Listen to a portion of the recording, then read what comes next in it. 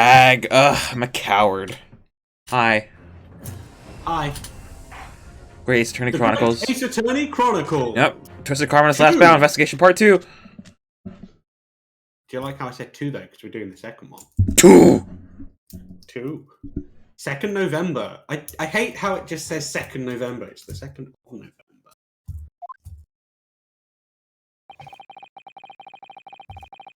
That's not Ryunosuke. No, it's not. It's the wrong person. I still can't quite believe what just happened. No, I inquired with the bailiff after the court session was adjourned. And it seems Mr. Vigil was taken to hospital to recover. Wait, what just happened? What? I forget. He collapsed in court? Because he Oh remembered? yeah, What that's happened? right. He had he got mind crushed. Hmm.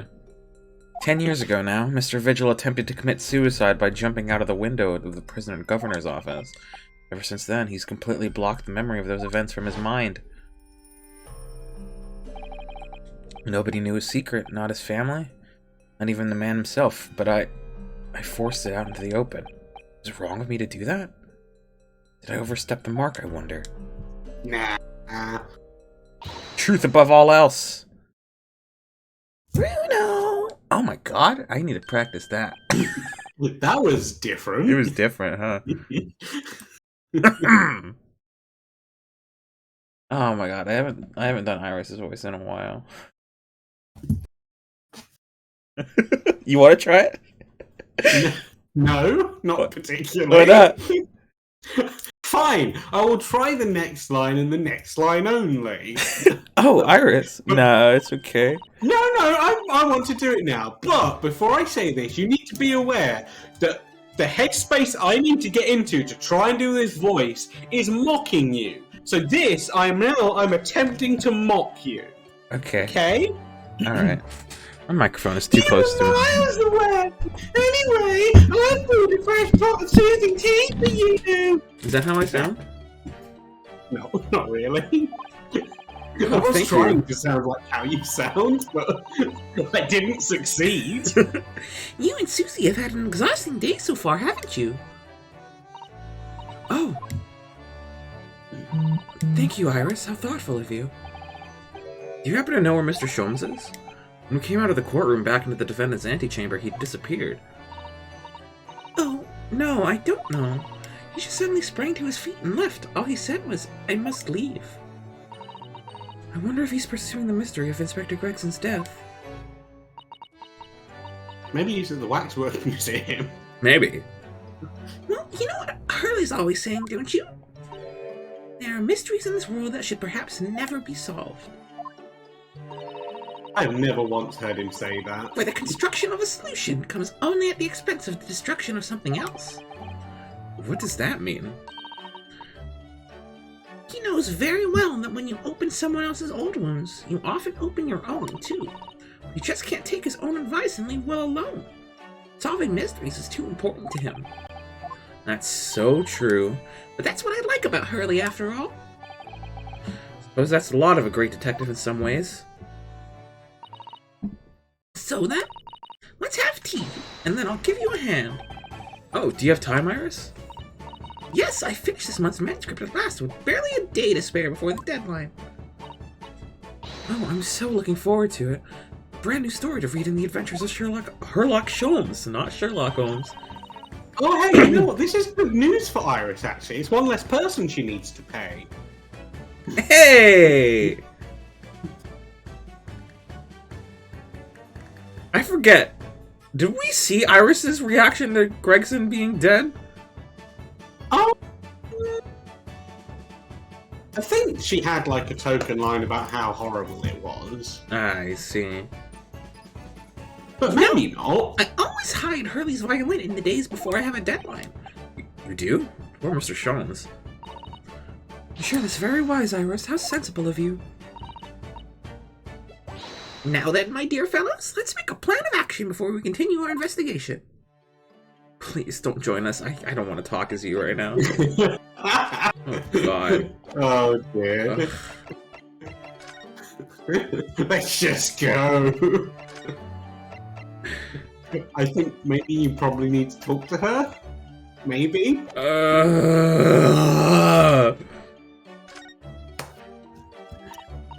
So, how did it go in court this morning?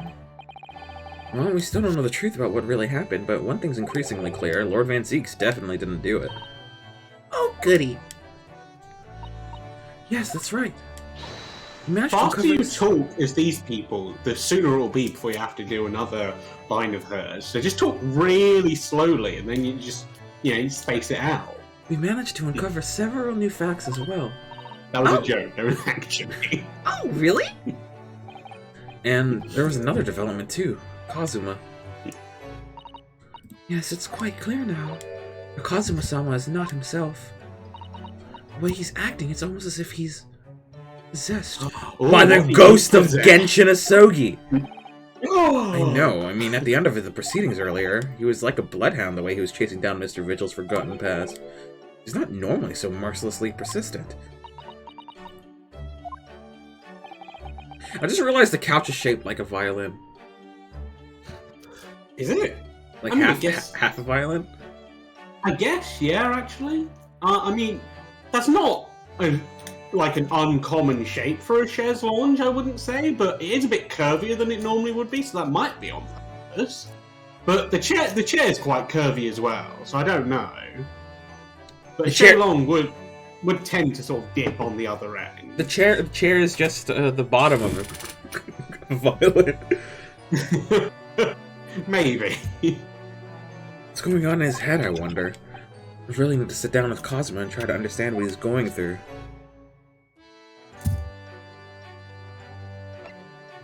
What if the scream that he had at the end of the third case, right, wasn't Yeah. like him remembering, it was the entity possessing him taking full control of his body. Maybe. What if he's not actually possessed and that was just a metaphor? This is the universe where spirit channeling exists. But does it exist yet? It does! Oh, okay, fair. At least I I think don't know so. the I don't know. timeline. What was I don't know what Spirit of Justice's timeline was for the counting of Kurain. If Gregson was really murdered the day before his body was discovered, then Lord Van Zieks has to be innocent, you see. What? The day before? Well, that should be easy enough to work out just by examining the corpse, surely. Yes, you would expect so, but curiously, no time of death was included in the autopsy report. That Maybe is he's not curious. Maybe he isn't. He's dead. He might not be dead, honestly. He's dead! How do you I know? saw a picture of him dead! There's a picture of a body. Either he's dead or he took a nap on a pile of blood for some reason. Maybe he did!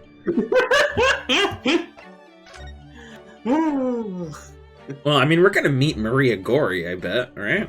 Presumably. You think? No, Maria Gori wouldn't have been Scythe's daughter.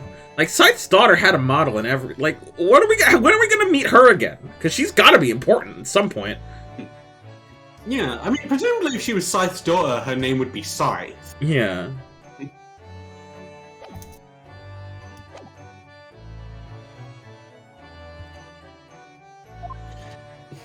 Did I write that line? I don't remember. There's still unanswered questions about Lord Van Zieks, though, aren't there? Do you mean... I mean, what was he doing there on Fresno Street that day in the first place? Well, according to the man's testimony, he said it was investigating Inspector Gregson, didn't he? And turns Yeah, out I that found little a room picture was of an actually the actual chaise inspector's lounge that secret looks- office. What? Sorry, I interrupted you. I found a picture of an actual Shaylong that looks the same as that one, so I think it's not on purpose. Well, maybe they chose that shape of chair because it looked like a violin. Maybe. I don't think so, though. I think it looks like that because that's what a Shaylong looks like. No, but look, like the ribbed bit, right? No, I get that, and that's what it's like on these Shaylongs as well. That's just what one looks like. Ooh, that sounds like it has all the makings of a delightfully devilish plot, Seymour. But then why was that notice board in there all covered in all these particular papers? Papers about A cases with notice a link to the board Reaper. covered in those particular papers at this time of your day, at this time of year, localized entirely within your notice board. I'm starting to fucked get. that up slightly, I'm but starting to get a bad feeling about all this. Oh dear, that sounds more like something horribly devilish. We must start by looking into Inspector Gregson's movements of late. Ah! aha! It was needed. I never imagined I might have to be investigating an inspector's movements. Well, oh, fuck. Well, according to the entry in his diary, he was carrying out an incognito investigation of the Red-Headed League the day before his death. But he wasn't. It was Vigil doing it. What a lazy bones. Oh. True. Oh, you mean he was doing the same as Hurley? What if that murdered body we've got isn't actually Gregson? What if that's Hurley in disguise? Oh. Not Hurley, I said Hurley. Yeah. I thought you meant to were say being Davey. extremely ridiculous. No, I was only Purpose. being slightly less ridiculous. Uh, Daly and Hurley, they rhyme, you see. not really. Lee, they both end with Lee. That's not. Is that how rhyming works? Does it need to be 2 syllables? Like, Oh, no, orange you're right. rhymes with No, yeah. orange. Yeah, they do rhyme. My bad. I don't know, you're the fucking English major. Well, Mr. Sholmes was trying to apply, whereas the inspector was supposed to be investigating. I do wish it had been the other way around. And maybe Sherlock Sholmes would have been killed instead. Don't worry, when Sherlock Sholmes dies, it will turn out 10 years later that his death was a fake out. That what happened? So, yeah, that's what happened. Like you know about how Hound of the Baskervilles was written quite a bit later than the other ones, even though it's a prequel, right? No. Well, that gap. Oh, yeah, I remember now. That gap was when people thought Sholmes was dead, because in the I forget the name of the story he dies in, but it's his second and final encounter with Moriarty, and I forget who initiates it, 'cause it's been a while since I read it, but they both fall off a cliff and are presumed dead. And Sholmes, that's how he wanted to end it. Like, he didn't write any more Sholmes until Holmes, rather. Sholmes. Holmes. And then, I forget why he wrote Hound of the Baskervilles, but, you know, he wanted to write more, or he was pesting or writing more, or something. And then Sholmes, after the prequel, he then wrote a story about how Sholmes survived, basically. I said Sholmes again. You don't need to say Sholmes because it's the actual Holmes. I'm just used to saying Sholmes now. Anyway, as it turns out, the inspector who went to investigate the Red-Headed League that day wasn't actually Gregson at all. It was Mr. Vigil in possession of Gregson's identification. Hang on a fucking second. I now do have a genuine I think this might be important. If it wasn't Gregson who went to investigate the Red-Headed League, why did Gregson have the wig?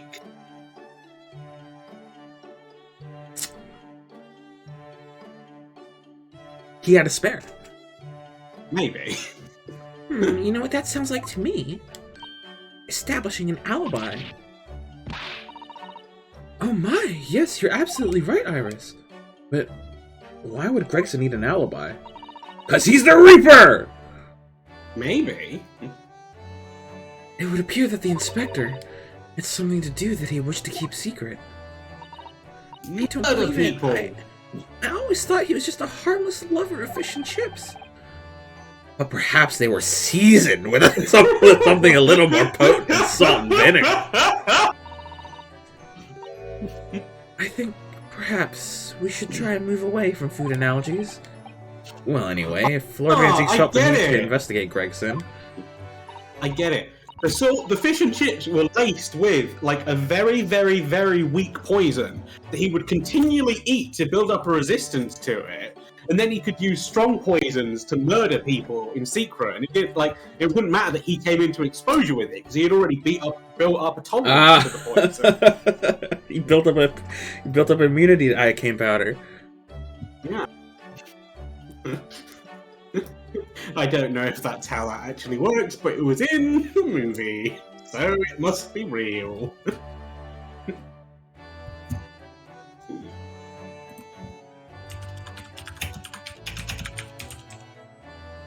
Yes, I agree. We must try to find out what he knows.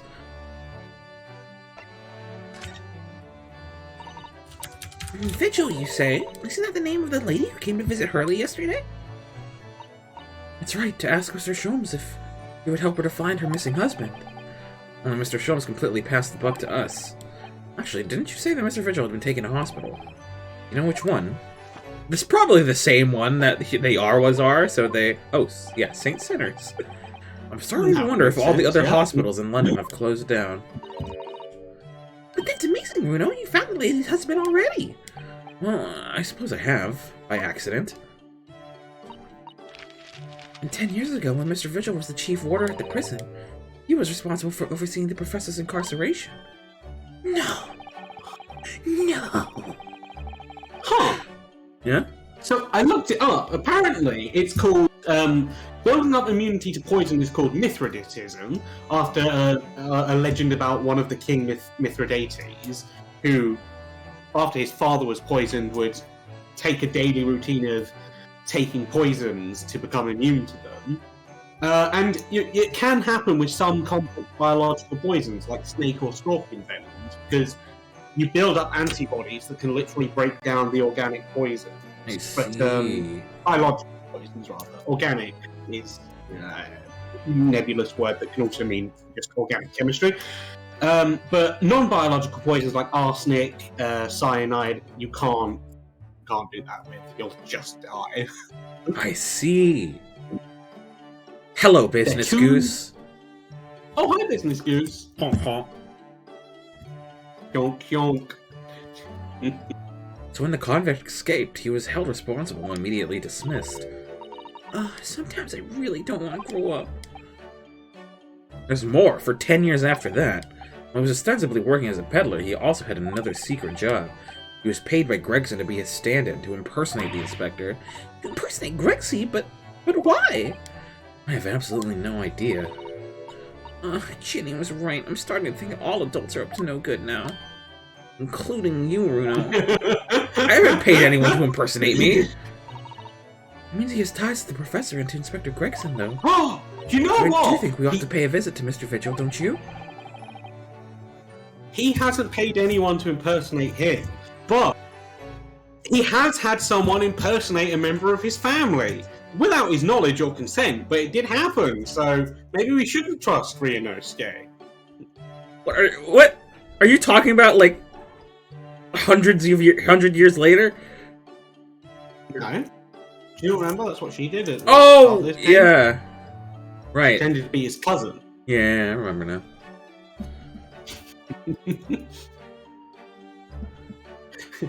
Did I accidentally also bring up a plot point in an Ace Attorney game?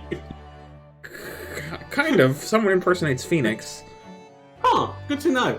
I've only played the first 5 cases in the... Well, I say that it would be quicker to just say I've only played the first game. I've Yeah. only played the first game, so if it didn't happen in that one, which I don't remember that happening, I won't be making references to it.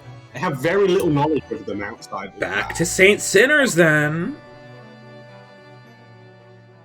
I do know that Goddo likes coffee a lot, and is a misogynist. Maybe it's not.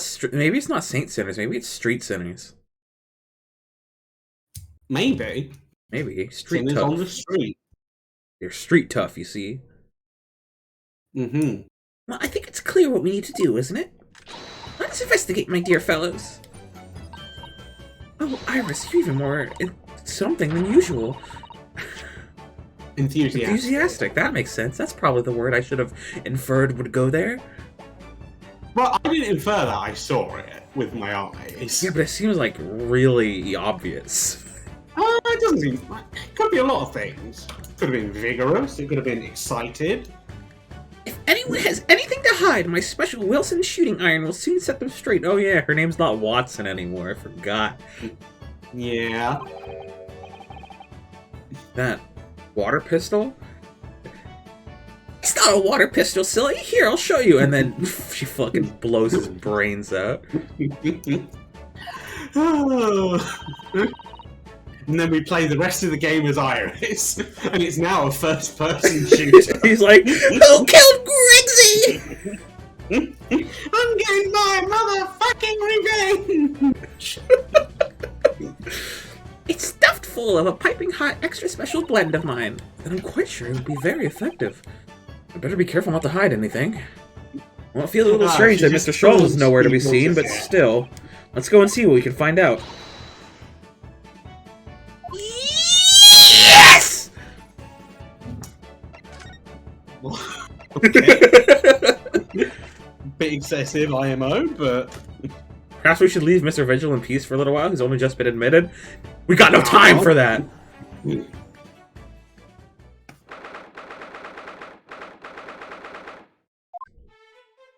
Oh, okay.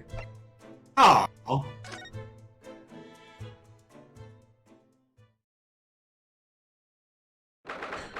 Damn, he's still reading the letter. It's a book this time, guys.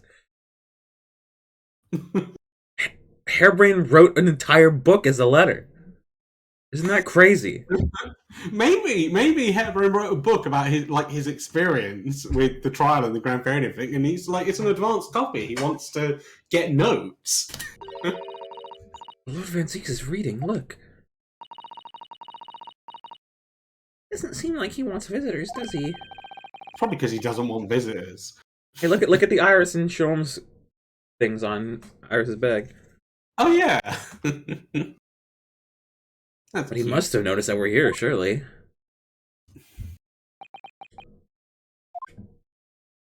Is there a character that you voice? Can one show up? I'm perfectly fine with it like this. Oh my goodness. What do you Nipponese want? That's no way to greet the lawyer who's trying his hardest to prove your innocence, is it? Perhaps not. Hmm? I apologize. So, what can I do for you, Mr. Naruhodo? This theme starts playing when he's being cordial.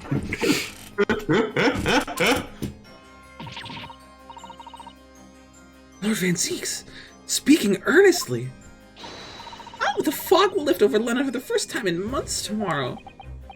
That does feel very, very strange. I must say I was impressed. Oh, well, thank you.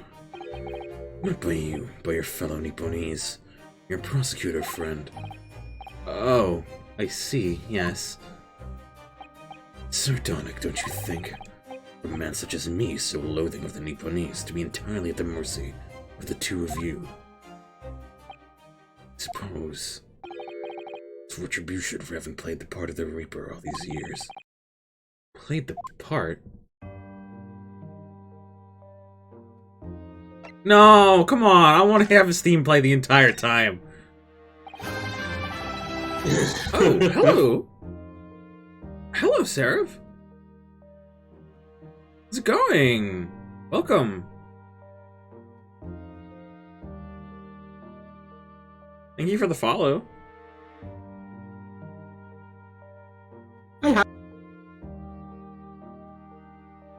You once told me that you gladly allowed people to believe you were the Reaper. Aw, thanks. Although you're not planning on playing this game, or have you already finished it? Because this is case 4 of the second game. Massive spoilers. Yeah. Actually, just this screenshot. Yeah, just this visual is a massive spoiler. So quick, hide it. Ah! Already saw the cases. Okay, we're good. Okay.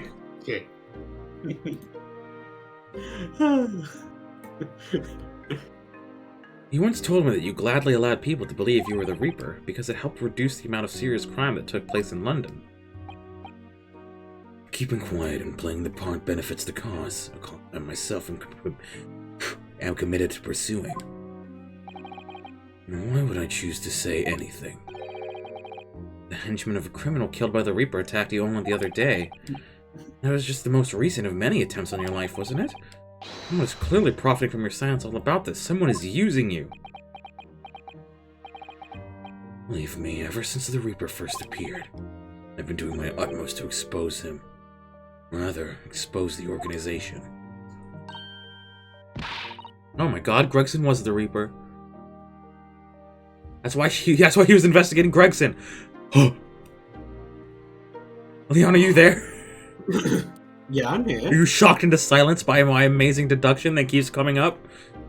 Yeah. It's a whole organization. I just really didn't know what to say. It's inconceivable That is that technically kind of shocked into silence. It's inconceivable that all those accidents were orchestrated by one man. No, the Reaper always appears to have very accurate information about the accused in each case. It only mean somebody at Scotland Yard is involved. It really fucking was Gregson. Bro, no!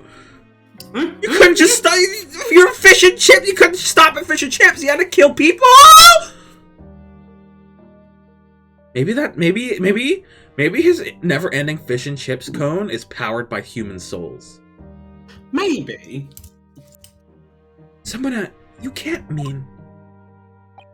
It's taken me many years, but I've finally identified the central figure in this Reaper organization. Tobias Gregson. Oh, No. no. No! Gregson, the Reaper?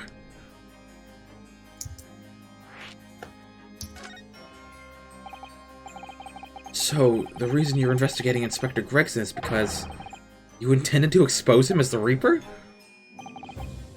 As I said, the Reaper of the Bailey is no single person. Gregson, yeah, right? It's a highly secret organization with close ties to Scotland Yard. There's no doubt that Gregson was a key member of that organization. I don't believe it. Are you saying that that he was behind all those awful criminals meeting there? Gregson didn't do the dirty work himself. Oh. That's good, at least. Not really. I mean, it makes no difference in terms of morality. I am a Joe. He was the tactician. His job was to covertly investigate the Marks and plot their assassination. In order to do that without arousing suspicion, he regularly needed a firm alibi. Which is Imagine where if there Mr. was a- Vigil came in, posing as the inspector. Imagine if there was a Fire Emblem Ace Attorney crossover where you played as Gregson and you Damn. commanded your group. If when I lose when I inevitably lose the Fates Iron Man again, I'm gonna do Gregson for the next one, and then I won't be able to explain why. Yeah.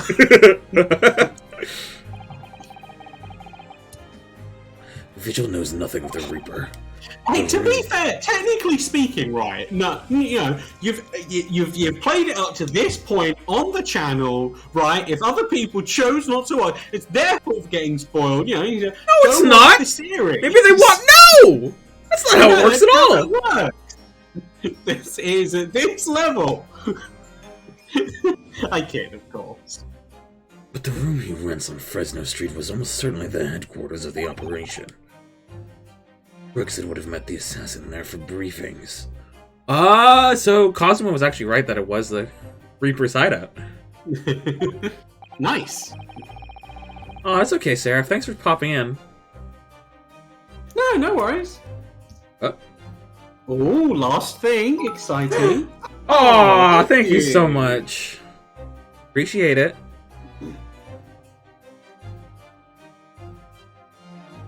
This Texas, I forget. I get bit so infrequently that the Texas speech doesn't work. I think it just stopped working. I don't know. I don't have the audio on. Oh dear. But presumably you would have heard it through OBS. Like, if you didn't hear it, it won't have come up on stream. Yeah. Speaking Speaking of OBS, OBS, on the audio. speaking of OBS, I need to take the time to migrate everything from Streamlabs to actual OBS.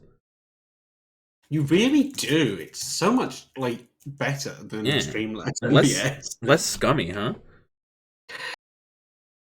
I mean, I wasn't talking like morally. I was just talking about like I know. feature-wise. No, I know. I get it.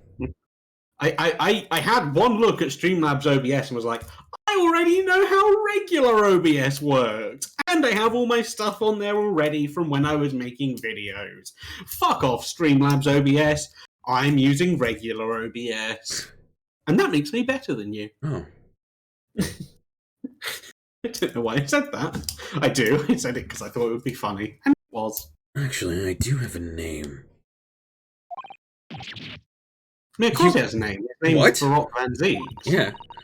Well, if you can name the man, you have the true identity of the Reaper already then. Alright, who do you think it is? Okay. I will guess, but before we do, right? Shizano, you're really not grasping the core concept that it was more than one person. Yeah. I think it was... Peppino De Rossi! I doubt it. Kazuma Ahsoka. No, that doesn't make sense. Did you imagine?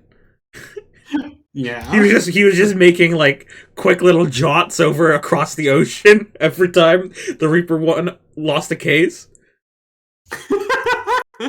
Holy shit! What if it was that hot fire chick? That would suck. Venus? Yeah. Or as If I it like was to call Evie that hot Vigil. fire chick. Okay, but can we acknowledge you get the joke, right? The pun. Hot? Yeah. Yeah, and fire because fire is Yeah. hot. It's Yeah. a play on words. Yeah. I genuinely have no idea. None of those make sense to me, but I'm sure it will. Or if I can name the woman. Holy shit! Oh, I was right. It's the hot fire chick. she's a young woman by the name of Asashin. Yeah. Ah, well, Fucking hell. fine. Yeah, remember? You thought the pun was Asian, but no. That wasn't the Okay. pun at all. Arthur Shin. Oh. Oh no. Oh. I hate that. I really hate that. Oh my god, that's awful. Her name in Japanese was her real name in Japanese was Anne Sasha. Hmm.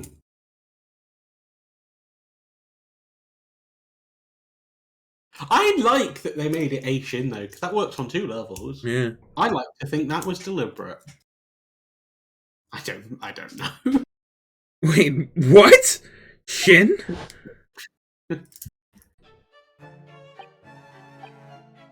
Miss Asa Shin.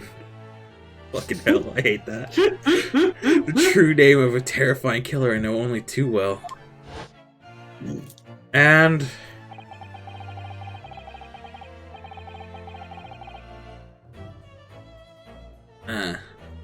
she came to Japan posing as a visiting student and murdered Dr. John H. Wilson. Was Dr. Wilson found innocent of a Reaper crime? I don't know. Was he even on trial? Was he on trial for something? Maybe we'll find out right now. Maybe Van Zix will be like, "Oh, I remember that dude. I prosecuted him." Like, oh shit! Oh no! If she didn't, and then if she hadn't have died, maybe she'd have killed. Maybe she was planning on killing Soseki. Maybe. She like they interacted. Yeah. Like presumably that's why she came back to Japan. No, she didn't. She never left Japan by the time Soseki came back. Wait, so have there been any Reaper killings while we were here? No, there haven't. No, there haven't. Well, There was kind of the one against McGill did, McGill but did. that wasn't actually. That was just a coincidence. That wasn't Shin. Ah, I don't want to call her Giselle Brett. Like, come on. it Also, Shin's a stupid name. really is. And just when it seemed like diplomatic protection would help her escape Japan conviction, the mysterious woman was herself murdered in a small summer beach hut. And that woman was actually the Reaper of the Bailey? Actually, it was the Goose!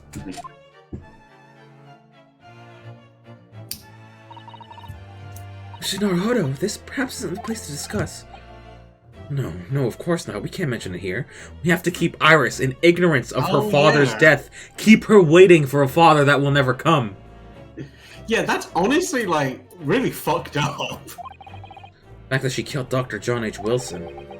Iris doesn't know. It's very likely that the man was her father. Very likely. That's a He didn't shame. even bother to find out the exact identity I of should her let father know at once. Yes, I agree.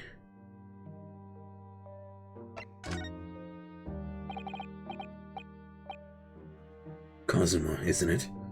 Kazuma Sogi. You say he's a friend of yours. My best friend. The whole reason I got to come to Britain. It was all on his merits. I have nothing but respect for him.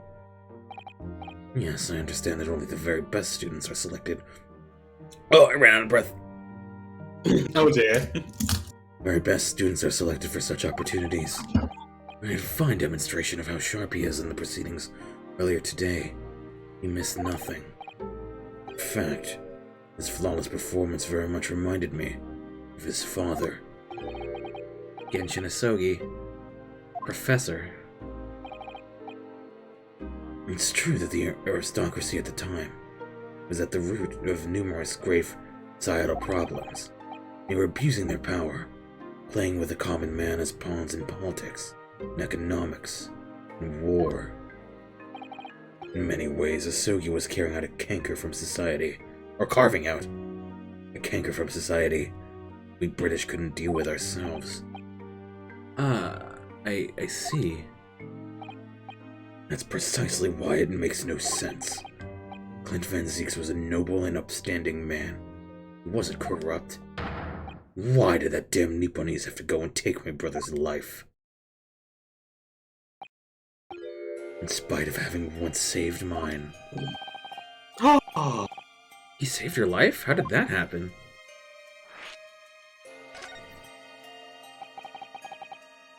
It was 10 years ago on a foggy night. What was to be a professor's final strike had sent a wave of panic through the capital. Oh, Clint Van Zieks had already been killed at this point then. Genshin and I were walking down some back streets at a late hour. Of course, at that point I had no idea of the true nature of the man at my side. All of a sudden...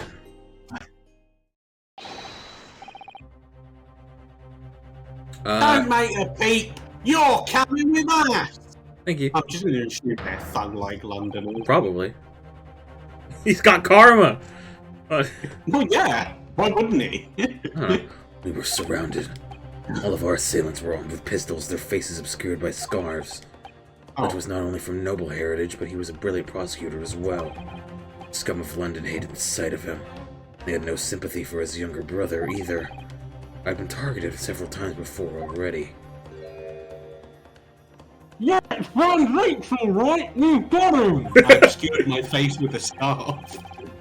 I could hear them murmuring amongst themselves. I knew they were after me. But just when I thought my time had come... If I let them... If I let them kill you, Clint would never forgive me. That's Asogi's voice. It was Asogi's voice, just a whisper in my ear.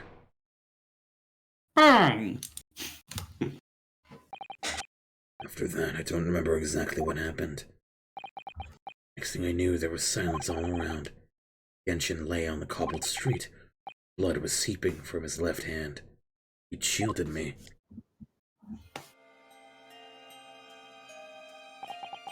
Two days later, they arrested him. On suspicion of being London's most notorious mass murderer ever. The Professor.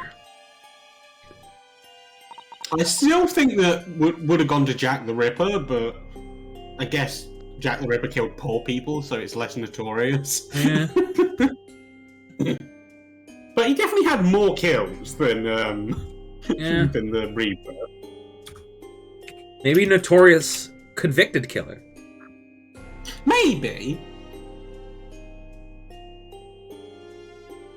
How awful for you. All at once, I lost the brother I revered and the foreign friend I held in such high regard. I'm so sorry, Lord Van Zieks. You know, just checking the dates on Jack the Ripper, this would have been happening at the same time as the Professor. Huh. Oh wait, no. It will have been the Professor will have started just after Jack stopped. Maybe Never mind. maybe Genshin Asogi was Jack the Ripper, and he's like, Maybe. you know what? Killing whores is too boring for me. Maybe Genshin Asogi was innocent, and it was just Jack the Ripper stepping things up, and they needed a fall guy. Oh, maybe. Maybe Tobias Gregson is Jack the Ripper. Maybe. Jack the Ripper was truly, truly awful. Maybe Asa Shin is Jack the Ripper. I don't know. Maybe. How old was she? She was a young woman. She was probably like 25 or something. Which means, how long has the Reaper been happening? How long have the Reaper killings been happening? Well, I'm not sure. 'Cause I know- the I know anime age is like nebulous at best, Yeah. but still, she couldn't I have mean, been like in they her weren't 30s or happening at nothing. the time of the Professor killings because No, he they wasn't. weren't. He then became. So Yeah, it's within the past 10 years. right. I forgot. I forgot they were Yeah. only 10 years back. Wait, how long ago did you think it was? I don't know, like 20. How old is Van Zeke? Van Zieks is like 30. He became a prosecutor age 10. I mean, that's only 3 years younger than Franziska became yeah. a prosecutor. That's fair. Yeah, 13 is more believable. 13-year-old prosecutor, I wouldn't put it past Ace Attorney. I mean, Franziska was a 13-year-old prosecutor.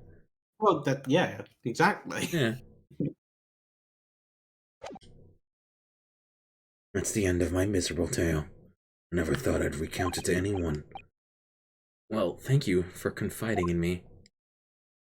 And these other two women, these other two girls that were here incidentally.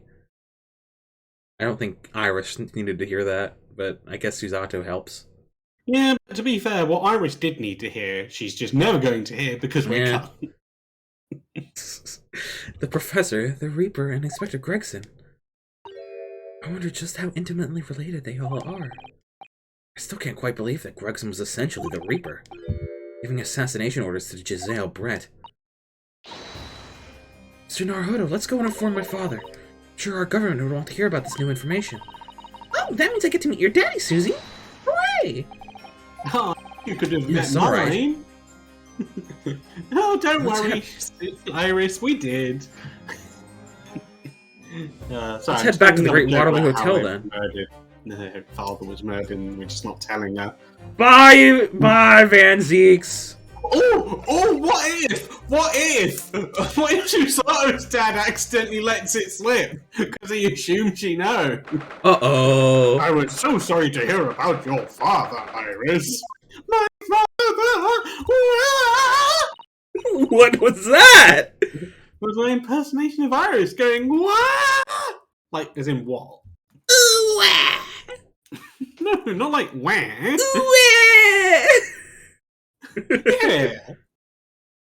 That's just noise sad people make, right? I thought it yesterday, and I think it again today. This place is so immensely. A wild guess, but I have a feeling you'll think the same tomorrow, too. Uh-oh. Ah, The Waterloo Hotel's gonna be the target of, like, a bombing or something. what? Definitely. It's gonna be destroyed in ruins, and it's not gonna be so princely anymore. I see. My tea has a finer fragrance than whatever they're serving in the tea room here, though, wouldn't you say? Ah, look who we have here. Shit. Oh, are you? Oh wait, no, yeah, I'm the judge. Yeah. Never mind. No, this is you. Fuck. Maybe this is Jigoku. We don't know. Let's just move on. Maybe. No, fuck!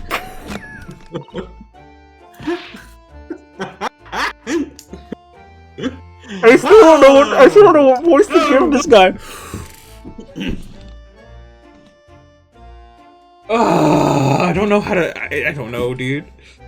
Just do your Susato voice, but with a low pitch instead of a high pitch. That's literally just me talking. I mean, Susato is just me talking like higher. Yeah, so just do you, but talking lower. Just do the opposite direction. Oh, father. Sound works. Oh, is this your daddy, Susie? How lovely! What a charming young lady. And you are? Yeah, that works. Oh, okay. Ah, really? So you're the author of The Adventures of Herlock Sholmes, are you? That's me. Iris Wilson, at your service, sir. Susie's been such a wonderful friend to me over the last year, you know. Well, Miss Wilson, I must say I read your work regularly and with much interest. Iris actually lives with Mr. Sholmes, you know, Father. Is that so? Well, perhaps that goes some way to explaining that bright look in your eyes.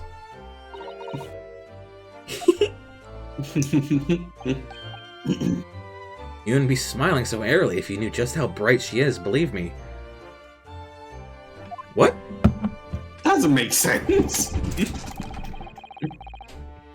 Now then, young Naruhodo, it was a pleasure seeing you in action earlier. As an invitee of the symposium, I was allowed to observe from the gallery after I twisted some arms, and I must say it was a truly exemplary performance. Ah! Nice. What? What are you looking at? I'm not looking up anything.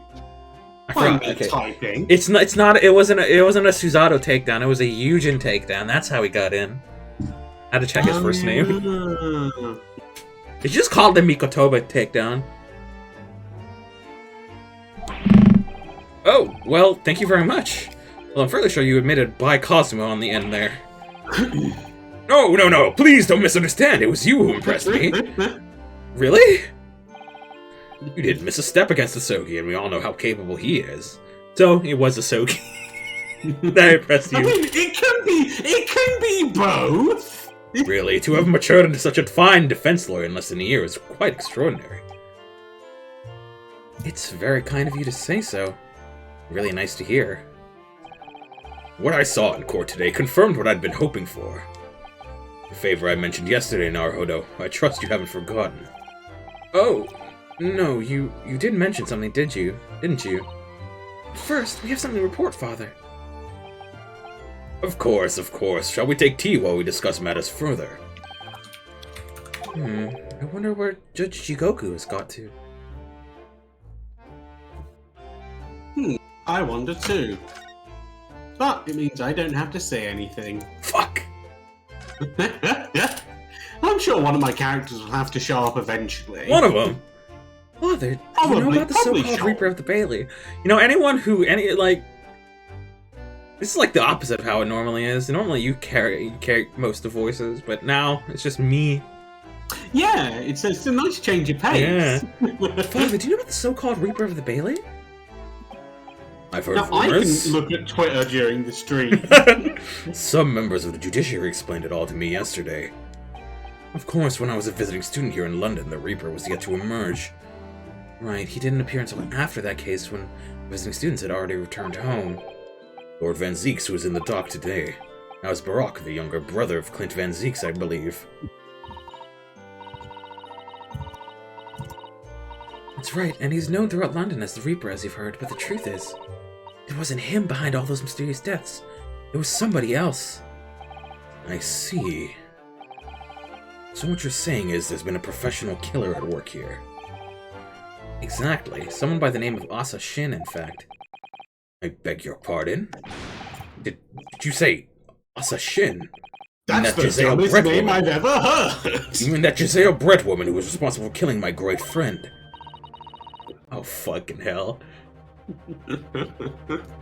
No! Here we was killed? Professor Mikotoba, I think perhaps we shouldn't discuss this right now. It's the friend the professor's talking about is Dr. John H. Wilson. That's not something we want Iris to find out about. Not like this, anyway. How do we want her to find out about it? Oh my god! Oh, let's discuss it right now! I've just remembered something. Biscuits, this hotel has the most delicious looking biscuits. I was rather out of the blue. They're sending Iris away. She's doing this deliberately. I think I'll go and see if I can purchase some. I wonder, would you like to come too, Iris?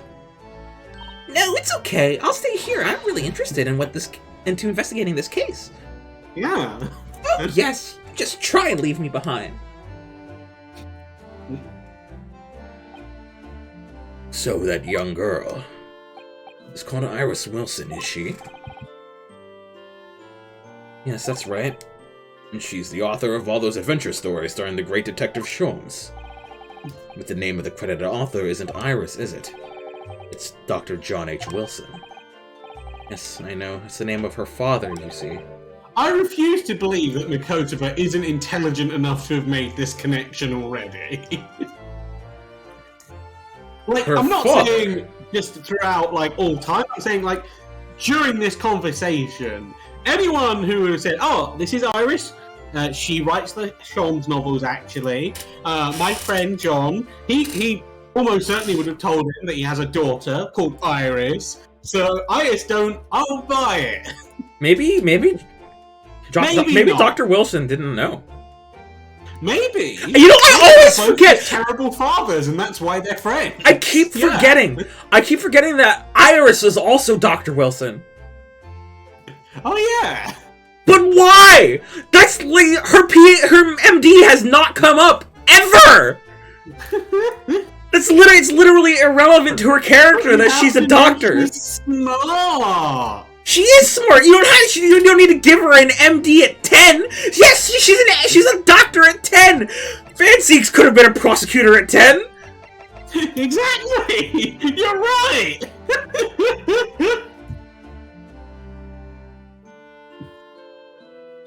Why did they? It boggles the mind. You really are boggled by this. Why did they decide to give? I mean, yeah, sure, the Dr. Wilson thing. But they didn't have to. They already had Dr. Wilson.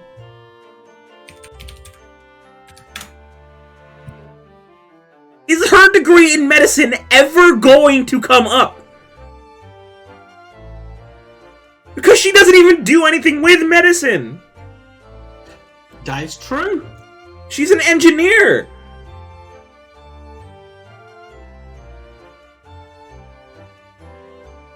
What's the point? I don't get it.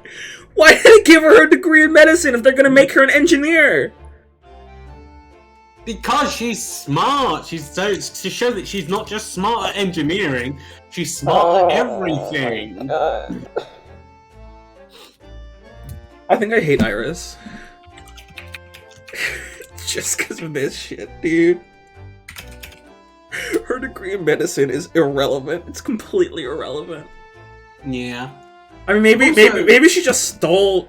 Maybe she just stole Dr. Wilson's degree because they're like, Maybe. this degree is yours, young lady. You're John H. Wilson, right? Well, also, considering it's a medical degree, like an MD. Now, presumably she hasn't done residency and other stuff you need to, because presumably they didn't need that back then because it's past. Let's agree with that. That still means that she started it when she was like 6. Yes. It's like even more astounding. Unless she, Yeah. unless she just took the accelerated course like Ryunosuke did. I mean, I guess. Dr. John H. Wilson. I was deeply indebted to the man for all the kindness he showed me during my time in London. That's why I was keen to reciprocate and invite him to the Imperial Yume University 4 years ago. Unless maybe she doesn't have a real MD and they just, like, we're all just coddling her. Maybe! But he was murdered last year by Giselle Brett. Why? Why would the Hand of the Reaper stretch all the way to Japan? Iris knows nothing about that case, but it seems likely that the victim, Dr. Wilson, was her father.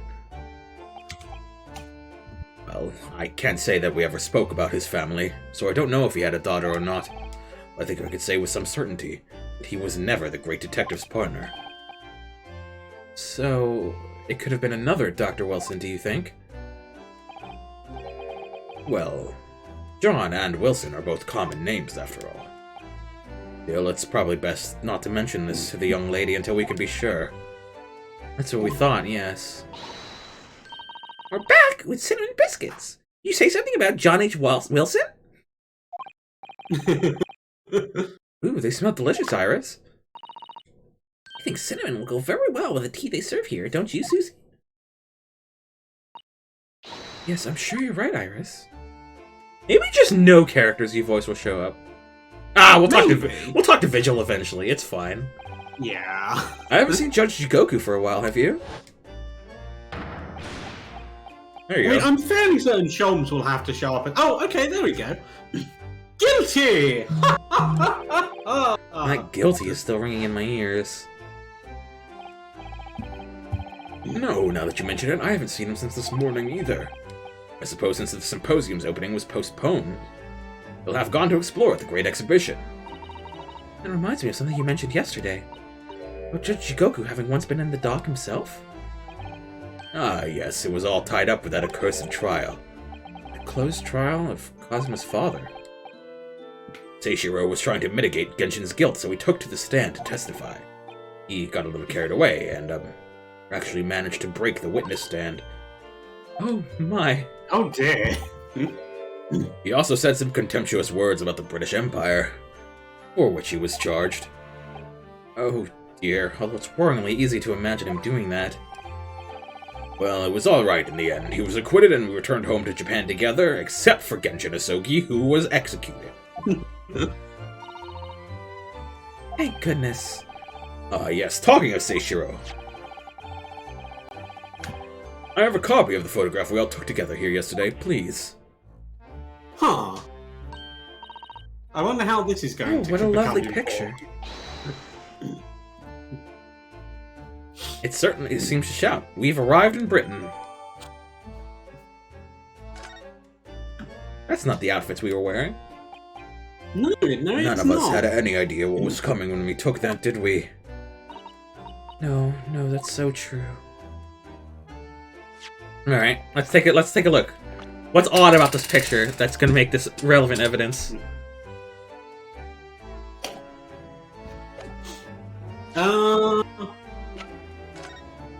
Is there something in the background? I don't think so. It's really see blurry. anything. Well, to imagine how blurry it is for you, it's even like 10 times. Yeah.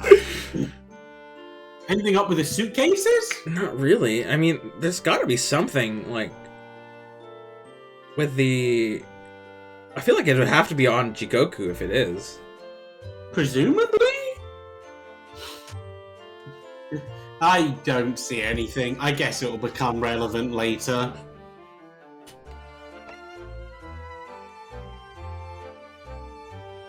Or maybe it won't. Maybe it's just they put it in for shits and giggles. Maybe it's like the armband.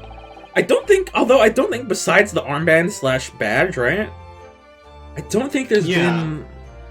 I don't think there's ever been any useless evidence entered into the record, except for one that I can think of, and it was the judge's business card in the first case of Justice for All. So then there has been. Yes. But that was as a joke at the very end of the case. And it was very clearly a joke. I guess, yeah. Well, it was a joke based on, like, the tradition of exchanging business cards, right? Yeah, Yeah. no, I get that. Like, you present Phoenix's business card as evidence, and then he gives you his. Yeah. And that's the joke, but, like, I don't think there's ever been any useless evidence entered into the court record before, besides that Well, joke. maybe it's a first. Maybe it is a first. Maybe we'll have to show it to someone to stir their memory. We're gonna have to show it to Thingy to stir his memory on. Oh, yeah, duh, I forgot. It's not just in court. We're gonna, we're gonna Yeah. use it to show them what Jigoku looks like, or whatever. Yeah. There we go. Yeah, there you go. It's very easily relevant to the case now. Yeah. So, you mentioned a favor that you'd like to ask me.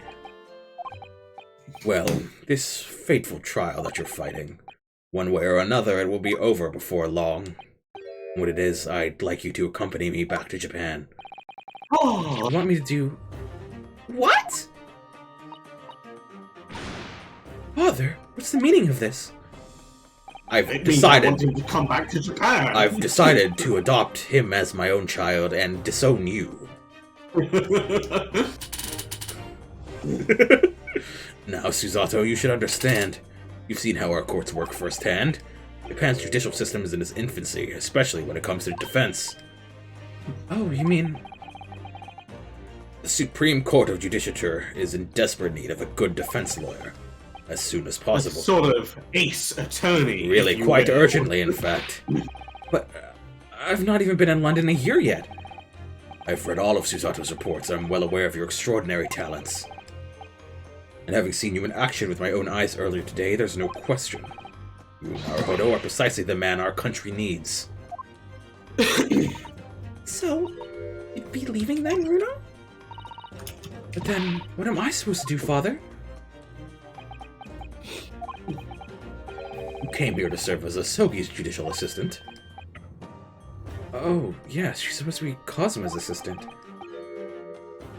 Our government is still in the process of deciding how best to deal with the situation, though. You've always chosen your own path, Susato, and I trust your judgment in this matter also. Father. Please, the pair of you, don't look so downcast. It's merely a suggestion, you understand.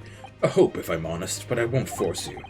All I ask is that you consider it and come to a decision by the time this trial concludes.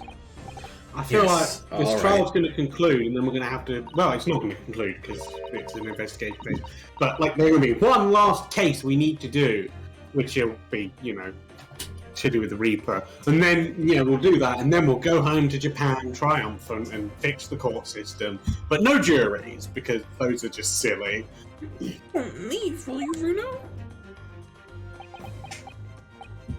Thought hadn't even crossed my mind. Up until now, I've just been trying to do what I believe to be Kazuma's will. Turns out that he's still alive. So, where does that leave me?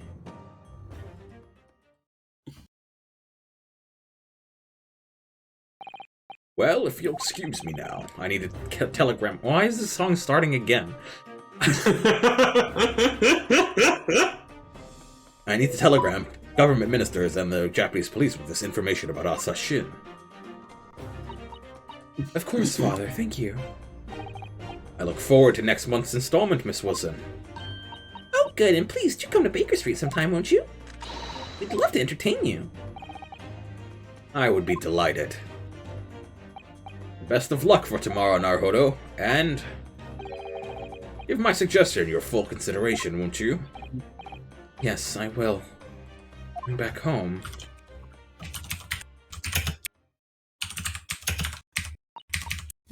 Kazuma-sama has always meant a great deal to my father. I'm sure he'd love the chance to meet with him and talk to him about all this. Yes, no doubt. Who dat? I'm gonna go with Sholmes? Asashin. Of course, it's so obvious. Maybe it's not, though. Oh, it is! Yeah, it's Sholmes. How could I have neglected to consider the possibility before now? Mr. Sholmes! Really? Where have you been? Why, I joined you all for tea, of course. What an extraordinary question. What if he literally has just been following us around this whole time and none of us noticed? It's like, wait, what do you mean? Where have I been? I've been with you this whole time! I didn't notice you at all.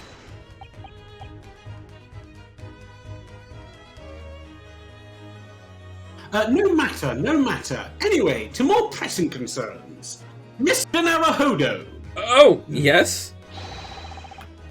I must dispatch a telegram to your country at once. It is a matter of much urgency. To Japan, you mean? Tell me, to whom can I entrust the task? Quickly now, who? Well... My father has just now left to send a telegram to the Imperial Police Bureau of Japan himself. I see. Well, he looked reliable enough for a bearded fellow. I don't think what father sports could be considered a beard, Mr. Sholmes. What does his facial hair look like? Yeah, It's what? a mustache. Maybe he is... No, because Goku wasn't here. I think it's just Sholmes being Sholmes. Yeah. There's not a moment to lose. Kindly ask your trusty unshaven father to see this is sent. Yeah, he was talking about the mustache. I will, but what is it? No questions at this time, if you please, Miss Susato.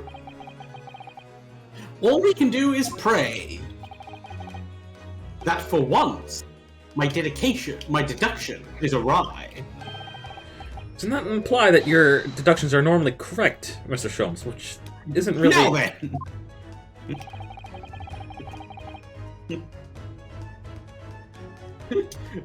Were you going to say something? I did say it. No, you said which isn't really... Which isn't exactly. you were finishing the line. You were finishing the line. Yeah. You may be surprised to learn that I am a very busy man. I certainly have no time to hide behind settees and eavesdrop on other people's conversations. So that's what joining us for tea meant. I leave the sending of this in your hands, then, my dear fellows. What does it say? What does it say? Oh, wait a minute, Mr. Sholmes. He just sort of ran off, didn't he? At quite a pace. Left the unpaid bill for his tea behind, too. I must catch up with Father Telegraph Office at once. Oh, And good. I'll run and call us a cab straight away. I hope we get to read it before you go And with it. there was me thinking everyone would be clamoring to pay Mr. Sholmes' bill. Where is it? I want to see what it is! You don't get to see it.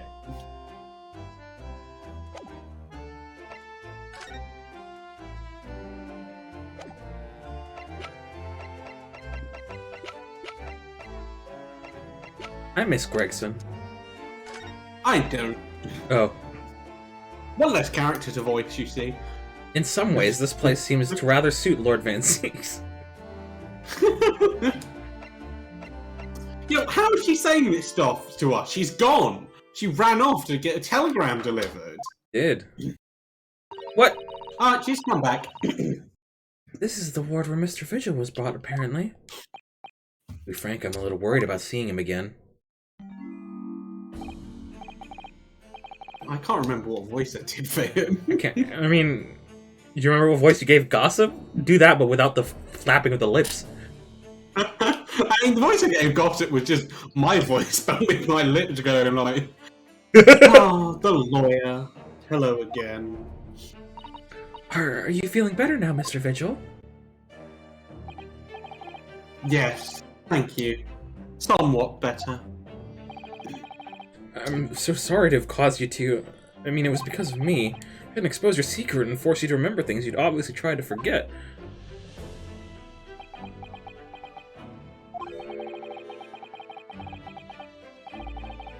The prosecutor was here until a few moments ago, too. You just missed him. Oh, Cosmo beat us to it. He said very much the same as you. He was very apologetic. But the truth is, I brought this all upon myself. Wow. The current music is a remix of the Trial Begins theme. Maybe it's because the trial's about to begin. Please, don't think like that. What is this that he's doing? Is he, like, going to break his neck or something? I mean, you said it yourself. It was like a clock, right? I guess. But I'm examining it more closely now, and I'm not talking about the movement. The movement reminds me of a clock, but I'm just saying, like, his hand, like, it looks like he's trying to twist his neck off. Maybe. I was just making a joke, jeez. Keeping it from Evie, my wife, all these years, I've carried such a sense of guilt. But that's not the worst of it. Over time, I obviously came to deceive myself as well. You mean about your dismissal? Looking back now, I'm beginning to think that perhaps Inspector Gregson didn't stumble across me by accident at all. I mean, he compensated me so generously for acting as his stand-in. He was clearly concerned for my well-being and doing what he could to help. So perhaps Gregson knew exactly what had come of Mr. Vigil all along, then.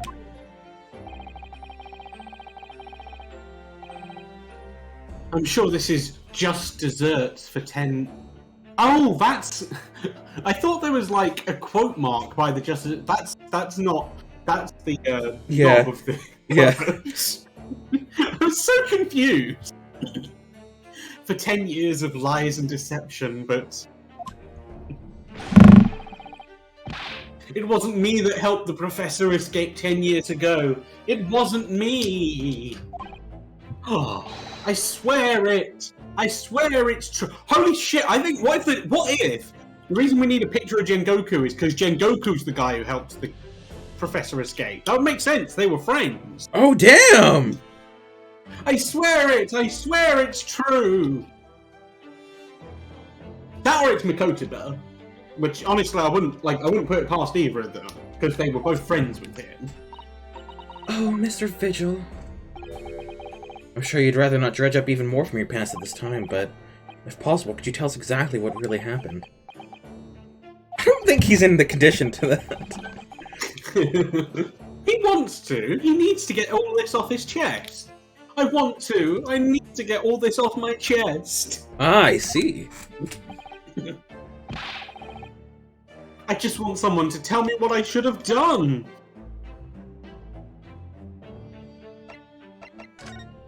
Check this photo out! Alright, never mind.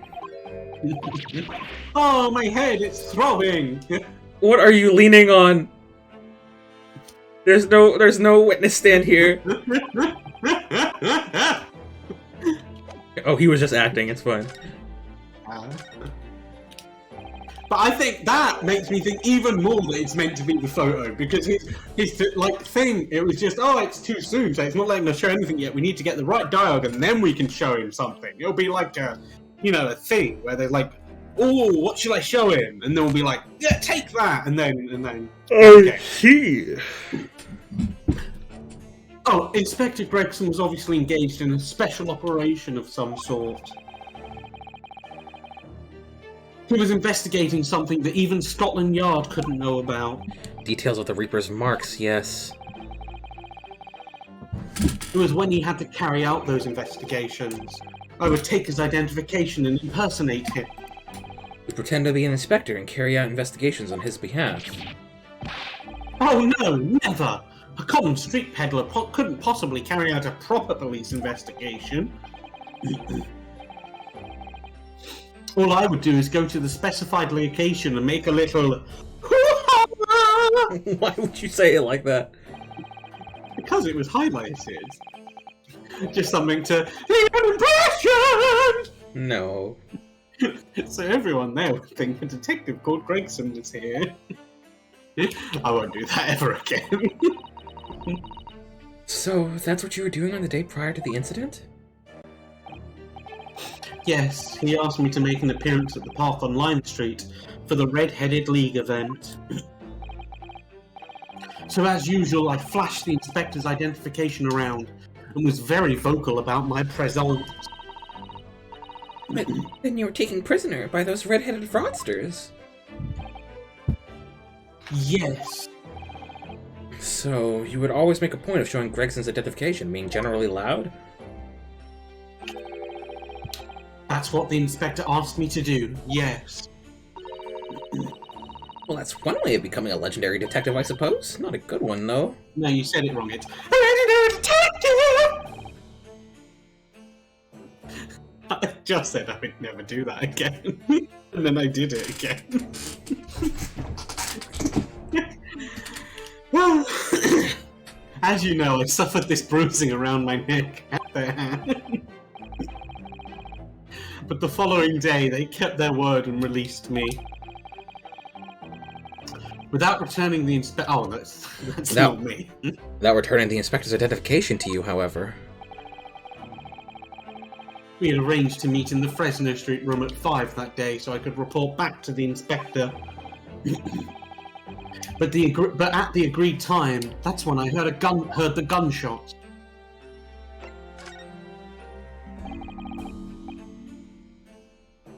It wasn't midnight. It was at midnight on the 17th of June, 10 years ago. That was the time scheduled for the execution. The professor's execution never actually took place, did it? Or rather, the execution itself must have been used to effect the plan of escape. I hardly dare to imagine what a chilling plan it was. Barclay was renowned for being the highest security prison in the country. Everything that went in or out of the place was searched multiple times. But there was one notable exception.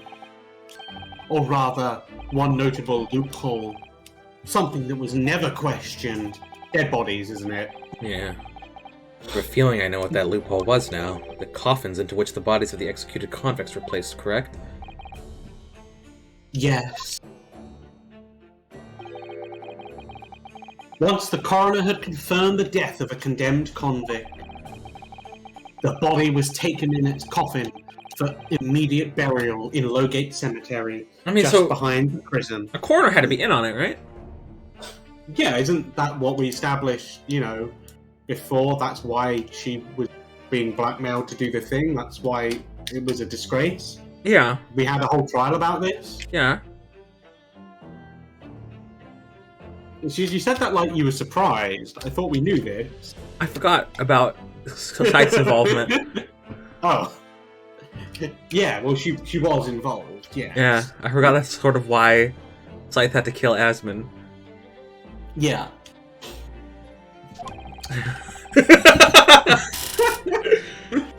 The chief warder first had to sign the necessary papers. And after that, no member of staff was permitted to touch the coffin containing the body again. When executions took place, only the executioner and the coroner were permitted inside the chamber. I would wait in the adjacent room for word that the condemned convict was dead. On that occasion, once I had had that confirmation... Okay, I'm going to just say, I'm placing my guess now, that then, if one of them was involved, and that's what we need the photograph for, I'm going to say it's Mikotoba, because he used his being a doctor to be able to do the execution. That's my guess. That's sort of what I was going with the whole the coroner was in on it thing.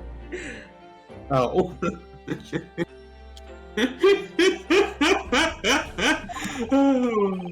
I never finished that line. You didn't let me finish. Yeah, well, you didn't read it, so you're skipping the entirety of Vigil. Right, no! Stop! Oops. Stop! This is actually kind of important! Yeah, it is. On that occasion, once I had that confirmation, I went into the mortuary to find a lone coffin as usual. The procedure was that I would sign the paperwork, having checked the coffin, then nail it shut. But for some reason that day, the coffin was already nailed shut. No! I didn't think anything of it at the time. I assumed that my deputy must have checked the coffin and nailed it shut before I arrived. So, you mean the coffin contained... Yes, I can only imagine that Asogi, having escaped his execution somehow, was alive inside the coffin. The coffin was then taken out through the main gates and deposited in Lowgate Cemetery. Presumably there wouldn't have been enough air inside to breathe for long. So in the early hours following the burial, somebody dug up the coffin again to set Genshin free. But in the end, he was fatally shot in the graveyard anyway. What on earth really happened in Lowgate Cemetery that night, I wonder? I'm afraid I really don't know. All I can say with certainty are two things.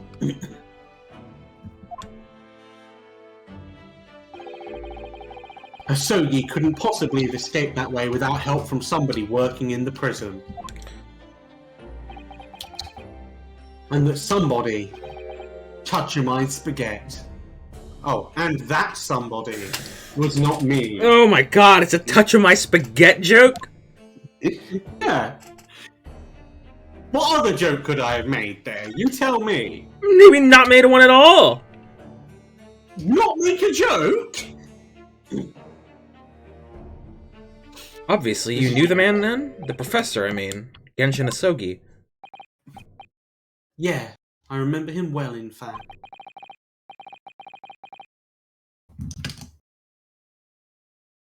Back to you again.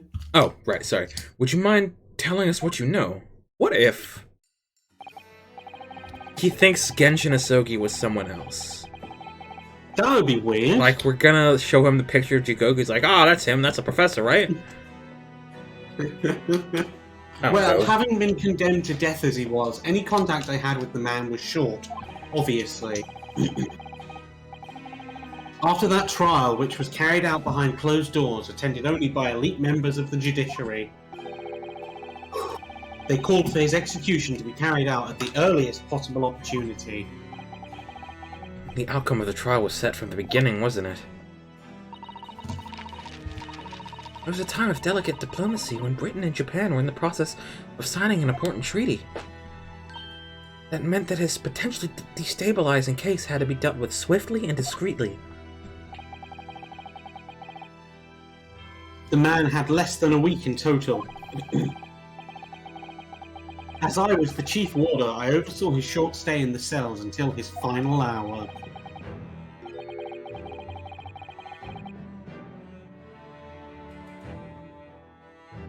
I remember being struck deeply by his noble character and incredible resilience. What do you mean exactly? He was a killer of many men, but he was always quiet and polite. He was a gentleman and a man of intellect. In fact, I couldn't bring myself to believe what he'd done, so I asked him one day, "Those 5 members of the aristocracy whose lives were taken, were you really responsible?"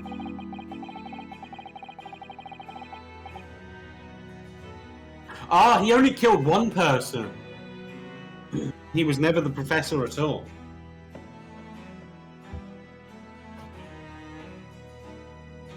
Oh, am I a Sogi? Yeah, you're Ah. you're Sogi. Okay. "I'm guilty of the unforgivable crime of ending another human's life, yes!" There we go. That's in the Sogi voice, which I'll now never need to do. The following day, the closed trial took place, and the verdict was no surprise.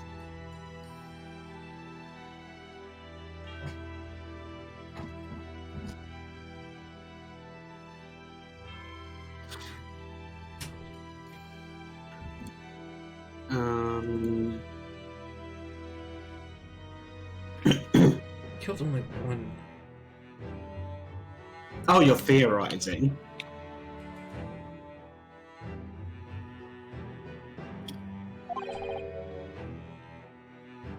Guilty. Guilt. Oh no, that's you. That night when he was brought back to his cell, I saw something unusual. Something unusual? What?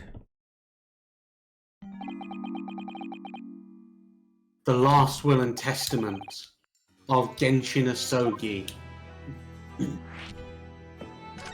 I don't think a will is that unusual. As I said, it was on the night following his trial, after he'd been found guilty. I was doing the rounds of the cells, and when I looked into Asogi's, I noticed that he seemed to have a sheet of paper in his hand.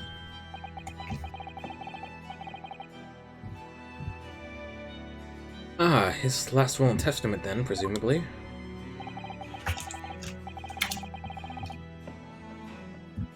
As soon as he noticed me, he hurriedly shoved it behind his back. Why did you find that so unusual? Isn't it normal for a man to pen a will when he knows his death is nigh? Yeah, that's what I said. Yes, that's true, but there were special conditions to Asogi's incarceration, you see. What sort of conditions? Well, even though he was held in a cell designed for condemned inmates, he was allowed to keep his personal effects with him, with one exception. Really? He was allowed his things? That is unusual, certainly.